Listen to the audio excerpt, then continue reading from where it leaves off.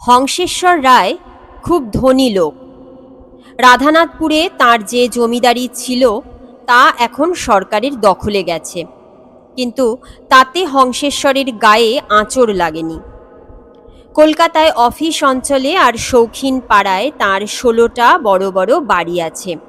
তা থেকে মাসে প্রায় 25,000 টাকা আয় হয়। তাছাড়া বন্ধকি কারবার আর বিস্তর শেয়ারও আছে। হংসেশ্বরের বয়স 50। তার পত্নী হেমাঙ্গিনী সংসারে অনাসক্ত। বিপুল শরীর নিয়ে বিছানায় শুয়ে ঔষধ আর পুষ্টিকর পথ্য খেয়ে গল্পের বই পড়ে দিন কাটান, আর মাঝে মাঝে বাড়ির লোকেদের ধমক দেন, যত সব কুড়ের বাদশা জুটেছে। এদের একমাত্র সন্তান চকরি সম্প্রতি MA পাশ করেছে। কলকাতা হংসেশ্বরের ভালো লাগে না। তার যেসব শখ আছে তার চর্চার পক্ষে রাধানাথপুরই উপযুক্ত স্থান, তাই ওখানেই তিনি বাস করেন।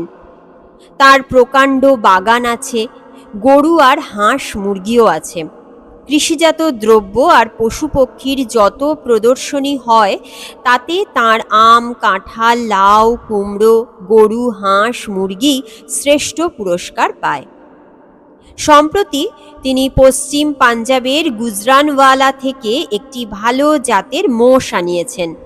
তার জন্যে তার এক পাকিস্তানি বন্ধুকে প্রচুর ঘুষ দিতে হয়েছে। তিনি মোষটির নাম রেখেছেন রাজমহিষী। কিছুদিন আগে তার প্রথম বাচ্চা হয়েছে। আগামী ওয়েস্ট বেঙ্গল ক্যাটল শোতে তিনি এই মোষটিকে পাঠাবেন। তার প্রবল প্রতিদ্বন্দ্বী হচ্ছেন তালদিঘির রায় সাহেব মহিম বাড়ুজ্জে। তার একটি মুলতানি মোষ আছে। হংসেশ্বর আশা করেন তার রাজমহিষী রাজ্যপাল গোল্ড মেডেল পাবে। হংসেশ্বরের মেয়ে চকরি কলকাতায় তার মামাদের তত্ত্বাবধানে থেকে কলেজে পড়ত। এখন পড়া শেষ করে রাধানাথপুরে তার বাপ মায়ের কাছে আছে। মাঝে মাঝে 2-10 দিনের জন্যে কলকাতায় যায়। চকরি লম্বা, রোগা, দাঁত বড় বড়, চোয়াল উঁচু, গায়ের স্বাভাবিক রং ময়লা। সর্বাঙ্গীন পরিপাটি মেকআপ সত্ত্বেও তাকে সুন্দরী বলে ভ্রম হয় না। চকরির হিংসুটে সখীরা বলে, রূপ তো আহামরি বিদ্যাধরী, গুণে তো মা মনসা, শুধু ওর বাপের সম্পত্তির লোভে খোসামতগুলো জোটে। মেয়ের বিবাহের জন্যে হেমাঙ্গিনীর কিছুমাত্র চিন্তা নেই। হংসেশ্বরও ব্যস্ত নন। তিনি বলেন, চকরি হুঁশিয়ারি হিসেবি মেয়ে, বোকা হবার মতন চোখ বুজে বাজে লোকের সঙ্গে প্রেমে পড়বে না। চটক দেখে বা মিষ্টি মধুর বুলি শুনেও ভুলবে না। তাড়াহুড়ো দরকার কি? আজকাল তো 30-35-এর পরে মেয়েদের বিয়ের রেওয়াজ হয়েছে। চকরি সুবিধে মতন নিজেই যাচাই করে একটা ভালো বর জুটিয়ে নেবে। চকরির প্রেমের যত উমেদার আছে তার মধ্যে সবচেয়ে নাছোড়বান্দা হচ্ছে বংশীধর। সম্প্রতি সে PhD ডিগ্রি পেয়ে টালিগঞ্জ কলেজে একটা প্রফেসরি পেয়েছে। বটানি আর জুওলজি পড়ায়। তার বাবা শশধর চৌধুরী 2 বছর হলো মারা গেছেন। তিনি উকিল ছিলেন। হংসেশ্বরের কলকাতায় সম্পত্তি তদারক করতেন। বংশীধরের মামার বাড়ি রাধানাথপুরে, সেখানে সে মাঝে মাঝে যায়। চকরির সঙ্গে ছেলেবেলা থেকেই তার পরিচয় আছে। হংসেশ্বরকে সে কাকাবাবু বলে। পুজোর ছুটিতে বংশীধর রাধানাথপুরে এসেছে। একদিন সে চকরিকে বলল, আর দেরি কেন? তোমার লেখাপড়া শেষ হয়েছে, আমারও যেমন হক একটা চাকরি জুটেছে। এখন আর তোমার আপত্তি কিসের? তুমি রাজি হলেই তোমার বাবাকে বলবো। চকরি বলল, ব্যাপারটি যত সোজা মনে করছো তা নয়। আমার তরফ থেকে বলতে পারি, তোমাকে আমার পছন্দ হয়। বেশ শান্তশিষ্ট, যদিও নামটা বড় সেকেলে। বংশীধর শুনলেই মনে হয় সাপুড়ে। কিন্তু প্রেমে হাবুডুবু খাবার মেয়ে আমি নই। বাবাকে যদি রাজি করাতে পারো তবে বিয়ে করতে আমার আপত্তি নেই। তবে বাবা লোকটি সহজ নন, নানা রকম ফ্যাচাং তুলবেন। তোমার যদি সাহস আর জেদ থাকে তাকে বলে দেখতে পারো। পরদিন সকালে হংসেশ্বরীর কাছে গিয়ে বংশীধর সবিনয়ে নিবেদন করল যে তার কিছু বলবার আছে। হংসেশ্বর তখন তার মোষের প্রাতঃকৃত্য তদারক করছিলেন। বংশীধরকে বললেন, একটু সবুর করো। তারপর তিনি রাজমহিষীর পরিচারককে বললেন, এই গোপীরাম, বেশ পরিষ্কার করে গা মুছিয়ে দিবি, খবরদার একটুও কাদা যেন লেগে না থাকে। একই রে, নাকের ডগায় মশা কামড়েছে দেখছি, ওর ঘরে ডিডিটি দিসনি বুঝি? গোপীরাম বলল, বহুত দিয়াছে হুজুর, কিন্তু দিদি দিলে মাচ্ছার ভাগে না। আপনি যদি হুকুম করেন তবে আমার গাঁও থেকে 4 বগুলা মাঙাতে পারি। বগুলা আবার কি জিনিস? বক পাখি হুজুর, গোহালে রাখলে মুখী মচ্ছর পতিঙ্গা মকরা সব টাপাটাপ খেয়ে ফেলবে। ভাইসি আর তার বাচ্চা বহুত আরাম সে নিন্দ যাবে। বক থাকবে কেন? পালিয়ে যাবে? না হুজুর, ওদের পঙ্খ একটু ছেঁটে দিবে, উড়তে পারবে না। 15 दिन बाद गांव से আমার এক চাচা আসবে, বলেন তো বগুলা আনতে লিখে দিব। 4 বগুলার 20 টাকা আন্দাজ খরচ পড়বে। বেশ, আজই লিখে দে। গোপীরামকে আরও কিছু উপদেশ দিয়ে হংসেশ্বর তার অফিস ঘরে বংশীধরকে নিয়ে গেলেন। প্রশ্ন করলেন, তারপর বংশী, ব্যাপারটা কি হে? মাথা নিচু করে হাত কচলাতে কচলাতে বংশীধর বলল, এই কাকাবাবু, অনেক দিনের একটা দুরাশা আছে, তাই আপনার সম্মতি ভিক্ষা করতে এসেছি। হংসেশ্বর বললেন, ও, চকরিকে বিয়ে করতে চাও, এই তো? বংশীধর সভয়ে বলল, আজ্ঞে হাঁ। হংসেশ্বর বললেন, শোনো বংশী, আমি স্পষ্ট কথার মানুষ। পাত্র হিসেবে তুমি ভালোই, দেখতে চকরির চাইতে ঢের বেশি সুশ্রী, বিদ্যাও আছে, যতদূর জানি চরিত্রও ভালো। কিন্তু তোমার আর্থিক অবস্থা তো সুবিধের নয়। কলকাতায় একটা সেকেলে পৈতৃক বাড়ি আছে বটে, কিন্তু সেখানে তোমার মা, দিদিমা, ভাই বোন, ভাগ্নেরা গিসগিস করছে। সেই ভিড়ের মধ্যে চকরি 1 মিনিটও টিকতে পারবে না। তারপর তোমার আয়, মাইনে কত পাও হে? 200? পরে 250 হবে? খেপেছ? ওই টাকায় চকরিকে পুষতে চাও? তার সাবান, cream, powder, paint, lipstick, scent, এইসব খরচই তো মাসে 250-র ওপর। তুমি হয়তো ভেবেছ মেয়ে জামাইয়ের ভরণ পোষণের জন্য আমি মাসে মাসে মোটা টাকা দেব। হ্যাঁ, সেটি হবে না বাপু। বংশীধর বলল, আমি গরিব হলেই ক্ষতি কি কাকাবাবু? চকরি আপনার একমাত্র সন্তান, সে যাতে সুখে থাকে তার জন্য আপনি অর্থ সাহায্য করবেন, এ তো স্বাভাবিক। আপনার অবর্তমানে ওই তো সব পাবে। অবর্তমান হতে ঢের দেরি হে। আমি এখনো 40 বছর বাঁচব, তার আগে 1 পয়সাও হাতছাড়া করব না। মেয়ে যতদিন আইবুড়ো ততদিন আমার খরচে নবাবি করুক, আপত্তি নেই, কিন্তু বিয়ের পর সমস্ত ভার তার স্বামীকে নিতে হবে। আর যদিও বা তোমাদের খরচ আমি যোগাই, তাতে তোমার মাথা হেঁট হবে না। বাপের মাইনের গোলাম স্বামীর ওপর কোনো মেয়ের শ্রদ্ধা থাকে না। আমি বা চ্যারিটি বয় জামাই করতে যাব কেন? বংশীধর কাতর স্বরে বলল, তবে কি আমার কোনো আশা নেই? আশা থাকতে পারে, তুমি উঠে পড়ে লেগে যাও যাতে তোমার রোজগার বাড়ে। তোমার মাসিক আয় 2500 হলেই আমার আর আপত্তি থাকবে না। অত টাকা আয়ের তো কোনো আশাই দেখছি না। আর চকরি কি ততদিন সবুর করবে? সবুর করবে কিনা আমি কি করে বলবো? তুমি তার সঙ্গে বোঝাপড়া করতে পারো।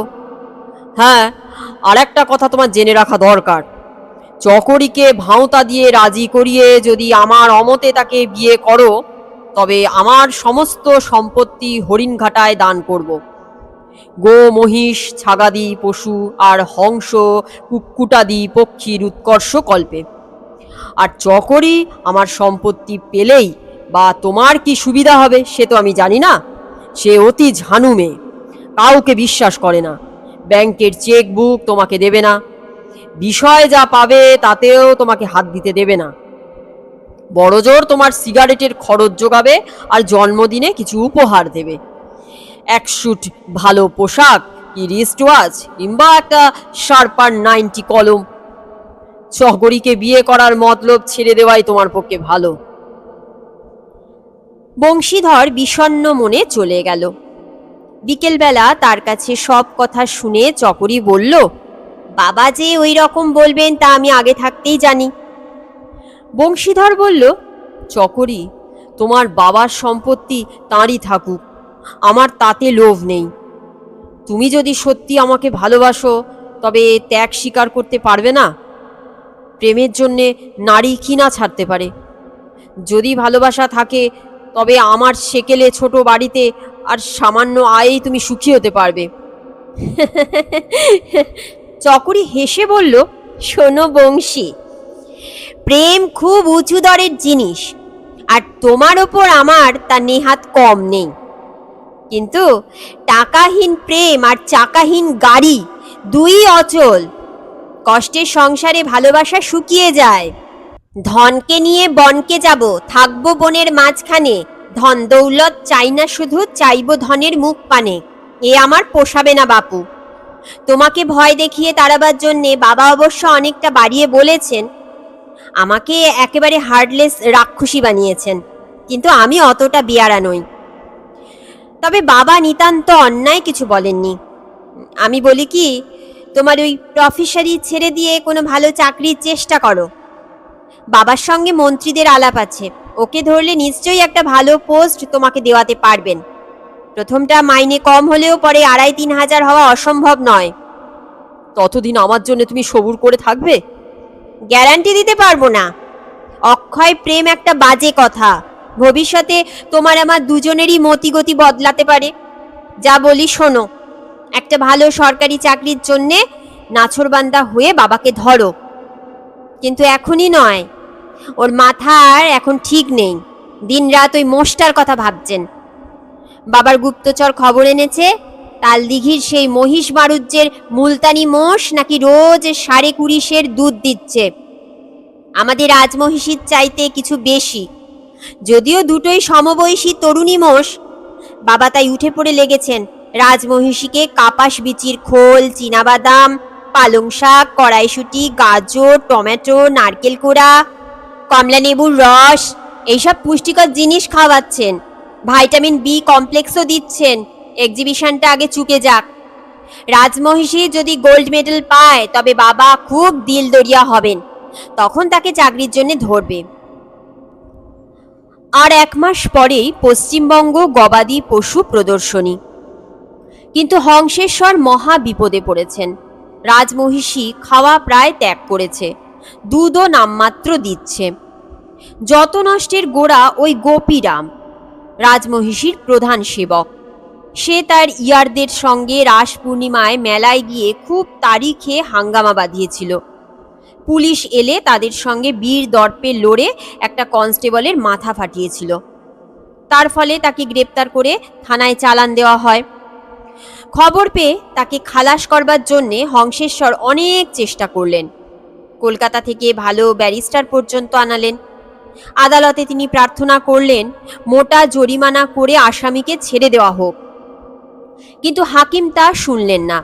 6 মাস জেলের হুকুম দিলেন।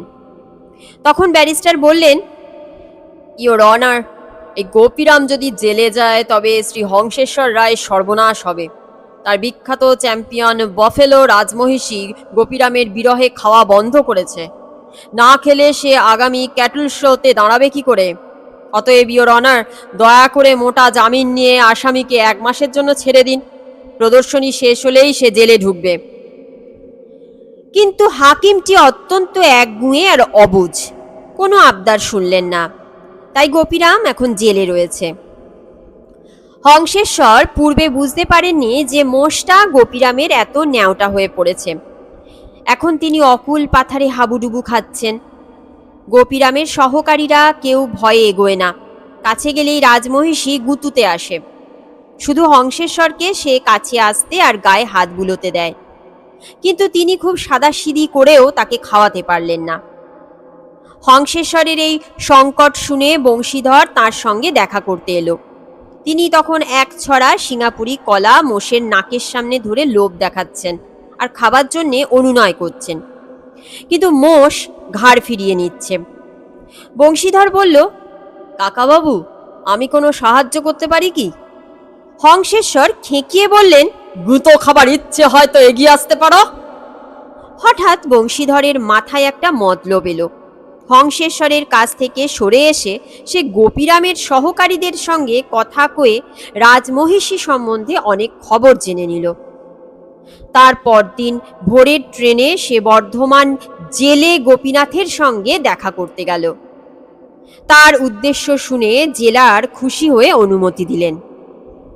রাধানাথপুরে ফিরে এসে হংসেশ্বরের কাছে গিয়ে বংশীধর বলল, কাকাবাবু, ভাববেন না, আপনার মোষ যাতে খায় তার ব্যবস্থা আমি করছি। হংসেশ্বর বললেন, ব্যবস্থাটা কিরকম শুনি? তুমি ওকে খাওয়াতে গেলেই তো গুঁতিয়ে দেবে। আমি নয়, আপনি ওকে খাওয়াবেন।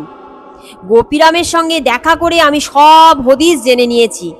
ব্যাপার হচ্ছে এই, মোষটাকে খাওয়াবার সময় গোপীরাম তার গায়ে হাত বুলিয়ে একটা গান গাইতো। সেই গানটি না শুনলে রাজমহিষীর আহারে রুচি হয় না। এ তো বড় অদ্ভুত কথা। আজ্ঞে, রুশ বিজ্ঞানী প্যাভলভ একেই বলেছেন কন্ডিশনড রিফ্লেক্স। আপনাকে গানটি শিখে নিতে হবে। হংসেশ্বর বললেন, গান টান আমার আসে না। যাই হোক, গানটা কি শুনি? বংশীধর বলল, কাকাবাবু, আমারও একটা কন্ডিশন আছে, আগে কবুল করুন। মোষ যদি আগের মতন খায় তবে আমাকে খুব মোটা বকশিস দেবেন। কি চাও তুমি? চকরির সঙ্গে বিয়ে? চকরির কথা পরে হবে। আপনার 3খানা বাড়ি আমাকে দেবেন। ব্রাব্রন রোডের সেই 8তলাটা, চৌরঙ্গীর 6তলাটা আর সারদান অ্যাভিনিউর 3তলাটা। ও, তোমার আস্পর্ধা তো কম নয় ছোকরা। ওই 3টে বাড়ি থেকে মাসে আমার প্রায় 5,500 আসে, তা জানো? আগে জানি বই কি, কিন্তু ওর কমে তো পারবো না কাকাবাবু। ওই আয় যখন আমার হবে তখন চকরির সঙ্গে বিয়ে দিতে আপনার আর আপত্তি থাকবে না।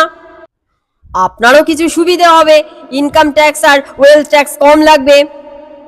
তুমি এত বড় শয়তান তা জানতুম না। যাই হোক, যখন অন্য উপায় নেই তখন তোমার কথাতেই রাজি হলুম। রাজমহিষী যদি পেট ভরে খায় তবে তোমাকে ওই 3টে বাড়ি দেব, কিন্তু যদি না খায় তবে তুমি এ বাড়ির ত্রিসীমানায় আসবে না। যে আজ্ঞে। কথা তো দিলুম, এখন গানটা কি শুনি? আগে শোনাতে লজ্জা করছে। গানটা ঠিক ভদ্র সমাজের উপযুক্ত নয় কি না, কিন্তু অন্য উপায় তো নেই। আমার কাছে আপনাকে শিখে নিতে হবে। গোপীরামের গানটা হচ্ছে, সোনামুখী রাজভৈঁসী পাগল করেছে, জাদু করেছে রে হামায় টোনা করেছে, ঝমে ঝমে ঝাঁয়ে ঝাঁয়ে ঝমে ঝমে ঝাঁয়ে। ও আবার কিরকম গান? গানটার একটু ইতিহাস আছে। গোপীরাম আগে দ্বারভাঙায় থাকতো, সেখানে একটা পাগল বাঙালিদের বাড়ির সামনে ওই গানটা গাইতো। তবে তার প্রথম লাইনটা একটু অন্যরকম। সোনামুখী বাঙালিনী পাগল করেছে, এই গান শুনলেই বাড়ির লোক দূর দূর করে পাগলটাকে তাড়িয়ে দিত। গোপীরাম সেই গানটা শিখে এসেছে, শুধু বাঙালিনীর জায়গায় রাজভৈঁসী করেছে। আপনি আমার সঙ্গে গলা মিলিয়ে গাইতে শিখুন। আজ রাত 10টা পর্যন্ত রিহার্সাল চলুক। অত্যন্ত অনিচ্ছায় রাজি হয়ে হংসেশ্বর গানটা শেখবার চেষ্টা করতে লাগলেন। বংশীধর বারবার সতর্ক করে দিল, রাজমহিষী নয় কাকাবাবু, বলুন রাজভৈঁসী। আমায় নয়, বলুন হামায়। উচ্চারণটা ঠিক গোপীরামের মতন হওয়া দরকার। হ্যাঁ, এইবার হয়ে এসেছে, আর ঘন্টাখানিক গলা সাধলেই সুরটি আয়ত্ত হবে। সকালবেলা হংসেশ্বর বললেন, দেখো বংশী, রাজমহিষীকে খাওয়াবার সময় তুমি আমার পিছন থেকে প্রমোট করবে। আমার সঙ্গে থাকলে তোমাকে গুঁতিয়ে দেবে না। আর একটা কথা, শুধু তুমি আর আমি থাকবো, আর কেউ থাকলে আমি গাইতে পারবো না। বংশীধর বলল, ঠিক আছে, অন্য কারো থাকবার দরকার নেই। 2 বালতি রাজভোগ বংশীধর রাজমহিষীর জন্যে বয়ে নিয়ে গেল। হংসেশ্বর তা গামলায় ঢেলে দিলেন। বংশীধর পিছনে গিয়ে বলল, কাকাবাবু, এইবার গানটা ধরুন। মোষের পিঠে হাত বুলুতে বুলুতে হংসেশ্বর মধুর স্বরে বললেন, লক্ষ্মী সোনা আমার, পেট ভরে খাও, নইলে গায়ে গত্তি লাগবে কেন, দুধ আসবে কেন, সেই মুলতানিটা যে তোমাকে হারিয়ে দেবে। সোনামুখী রাজভৈঁসী পাগল করেছে, জাদু করেছে রে, হামায় টোনা করেছে। মোষ ফোঁস করে দীর্ঘ নিঃশ্বাস ছাড়ল। বংশীধর ফিসফিস করে বলল, থামবেন না কাকাবাবু, বেশ দরদ দিয়ে বারবার গাইতে থাকুন। শেষ লাইনের সুরে ভুল করবেন না।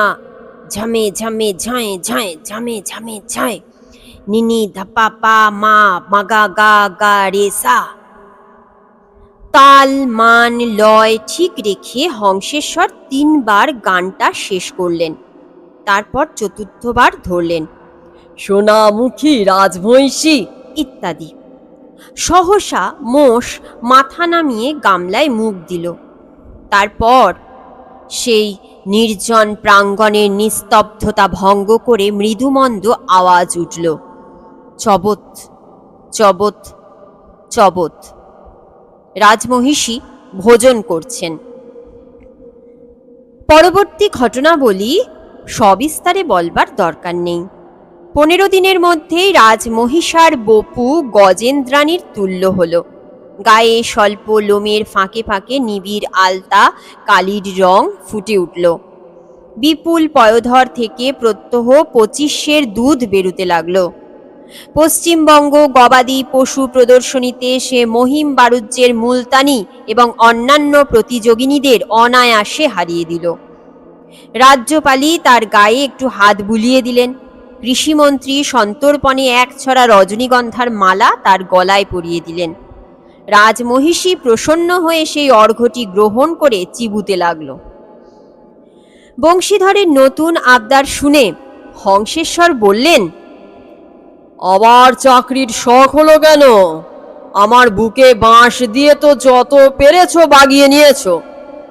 বংশীধর বলল, আগে একটা ভালো পোস্ট না পেলে যে আমার সেলফ রেসপেক্ট থাকবে না। লোকে বলবে বেটা শ্বশুরের বিষয় পেয়ে নবাবি করছে।